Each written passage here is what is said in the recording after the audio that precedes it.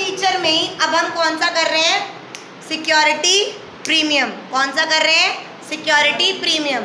As per new book back exercise. तेरा phone टूटने वाला है भगवान कसम, रख दे बुक, तो तेरे से लाइन नहीं जा रही। अब देखो बैक एक्सरसाइज 4 फीचर का वाला टॉपिक है और 56 क्वेश्चन है। अंकित लिमिटेड ने इशू करे 20,000 equity share at the rate 10 plus 2 रुपए प्रीमियम। 3 एप्लीकेशन का, 3+2 अलॉटमेंट का, 2 फर्स्ट कॉल का और 2 उसका। एक विजय बंदा था जिसके पास कितने थे shares, 500। Case 1, Vijay did not pay allotment money and its shares were forfeited immediately. Case 1, उसने ये पे करा और ये पे नहीं करा और उसके यहाँ शेयर्स forfeit हो गए। डन? कितनी बात समझ आई? तो forfeited की शेयर की एंट्री बोलेगा दिस शेयर, सिर्फ एंट्री। पहले नॉर्मल बैंक अकाउंट लिखेंगे? नहीं, सिर्फ forfeited की एंट्री पूछी है। सिर्फ equity share capital account debit to share forfeited account, forfeiture account to share allotment account. अब वो याद करो सिक्योरिटी प्रीमियम वाला चार्ट। सिक्योरिटी प्रीमियम इफ कॉल्ड, अगर कॉल्ड कर लिया एंड रिसीव और हमें उसने दे भी दिया तो कहीं शो नहीं होगा। बट अगर इफ कॉल, मैंने कॉल तो करा बट नॉट रिसीव, उसने मुझे पे नहीं करा, तो मुझे सिक्योरिटी प्रीमियम को क्या करना पड़ता है, डेबिट। क्योंकि मैं ड्यू करते समय सिक्योरिटी प्रीमियम को क्या कर चुकी हूँ, क्रेडिट। तो जब उसने दिया ही नहीं तो मुझे उसे क्या करना पड़ेगा, डेबिट। क्या करना पड़ेगा, डेबिट। इस वाले केस में तिशे क्या सिक्योरिटी कॉल की, yes. Did I call, yes. But did I receive, no. तो मुझे सिक्योरिटी प्रीमियम को क्या करना पड़ेगा, सिक्योरिटी प्रीमियम अकाउंट डेबिट। अब इधर देखो कितने शेयर्स, 500। 500 पे मैंने कितने मंगवाए बच्चा, 6 रुपए। और 500 पे प्रीमियम कितना मंगवाया, 500 में आए कितने, और 500 में आए कितने नहीं। इतनी बात समझ आई केस 1 की। केस 2, अब केस 2 देखो, इधर देख दरवे, हाँ मत, पहले सुन ले। हम सब भी उतने बजे आए जितने बजे तू आए। Shut up. अब सुनो, विजय डिड नॉट पे अलॉटमेंट एंड फर्स्ट कॉल, यानी इस वाले में उसने ये पे करा, ये नहीं करा, ये नहीं करा और यहाँ forfeit हुआ।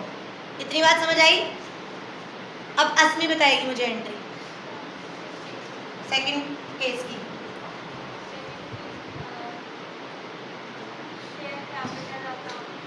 सोच ले, कल तक जवाब दियो। SPR सिक्योरिटी प्रीमियम भी आएगा क्योंकि सिक्योरिटी प्रीमियम कॉल करा था, रिसीव नहीं हुआ। 2 share capital to share allotment and 2 share first call. 500 share पे कितने मंगवाए, 3 और 3 6 और 2 8 रुपए मंगवाए और 500 पे सिक्योरिटी प्रीमियम 2 आया। 500 में सिर्फ और सिर्फ कितने आए, 3। और 500 में 5 यहाँ नहीं आए और 500 पे 2 वहाँ नहीं आए। केस 2 समझ आया, केस 2 समझ आया। अब आ जाओ केस 3। केस 3 में क्या नया है, केस 3 में क्या नया है, विजय फेल्ड टू पे फर्स्ट कॉल, यानी उसने ये दोनों पे करा और ये पे और उसके शेयर यहाँ क्या हो गए, forfeit। क्या हो गए, forfeit। अब थर्ड केस में क्या एंट्री आएगी, share capital account account debit SPR call करा गया और SPR रिसीव हो गया तो अब SPR कहीं ट्रांसफर नहीं होगा। SPR का अकाउंट सिक्योरिटी प्रीमियम का अकाउंट सिक्योरिटी प्रीमियम रिजर्व में ही रहता है, उसको कहीं ट्रांसफर नहीं करते। लेकिन जो शेयर कैपिटल का पैसा शेयर कैपिटल में ना रहकर शेयर फोरफिटेड में ट्रांसफर होता है, यहाँ नहीं होगा। तो नॉर्मल एंट्री होगी। इन थोड़ी अटपटी लैंग्वेज, हराम का पैसा हम खा गए, हम शो ही नहीं करेंगे, हम कहीं शो ही नहीं करेंगे। 500 पे हम कहेंगे हमने मंगवाए 3 और 3 6 8 रुपये मंगवाए शेयर कैपिटल, हम कहेंगे 3 और 3 6 रुपये आए और 2 रुपये नहीं आए। 2 शेयर फर्स्ट कॉल अकाउंट। समझ आया? देख रहे हो यहाँ पे ये 2 रुपये हमने गायब भी कर दिए, ये हमने 2 रुपये गायब कर दिए। उसने तो 5 रुपये दिए थे ना, 5 और 3 8 दिए ना, बट हम शेयर कैपिटल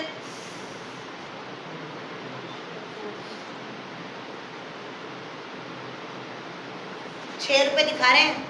2 रुपये जो प्रीमियम का रिसीव करा हुआ है, जो 2 रुपये प्रीमियम का रिसीव करा हुआ है, तो हमने कॉल करा और हमने रिसीव कर लिया, तो वो कहीं हम कहीं शो नहीं कर रहे, वो सिक्योरिटी प्रीमियम रिजर्व में ही रहेगा, वो कहीं ट्रांसफर नहीं होगा। समझ आया? वापस तो हम ना शेयर कैपिटल का पैसा करते हैं ना प्रीमियम का पैसा करते हैं, बट शेयर कैपिटल का पैसा कहाँ ट्रांसफर करते हैं? शेयर फोरफीचर अकाउंट में, यहाँ नहीं करेंगे। फोर्थ केस बताओ क्या है? उसने दोनों कॉल्स नहीं दिया, ये भी नहीं दिया, ये भी नहीं दिया। अब क्या आएगा?